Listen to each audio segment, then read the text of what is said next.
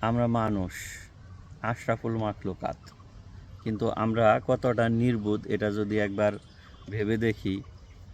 যে দেখুন, একটা জিনিস খেয়াল করে দেখুন যে আপনি যখন কোনো খাবার খাচ্ছেন, আপনি ধরেন যে ভাত খাচ্ছেন, ভাতের মধ্যে কোনো পাথর আছে বা চুল আছে, ঠিক আছে, বা মানে অখাদ্য যেটা আপনার খাওয়ার উপযোগ না, এরকম কোনো জিনিস আপনি দেখবেন যে হয় আপনার হাতে বাজবে, নয় চোখে আপনি দেখবেন, অথবা যদি নাও দেখেন যে চাবানোর সময় কিন্তু এটা দাঁতের মধ্যে বাজে।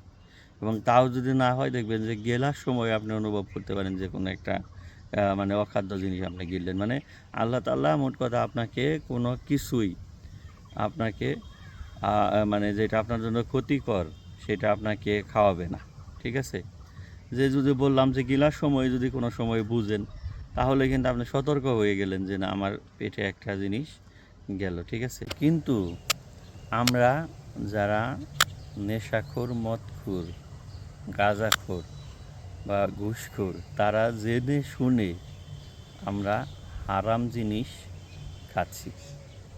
তো তাহলে অবশ্যই কিন্তু আমাদের এই জিনিসের মানে খাওয়ার কারণে বা এই পাপ করার কারণে আল্লাহ তাআলার কাছে হিসাব দিতে হবে, এর প্রায়শ্চিত্ত করতে হবে। সময় থাকতে চলুন আমরা সবাই সাবধান হই।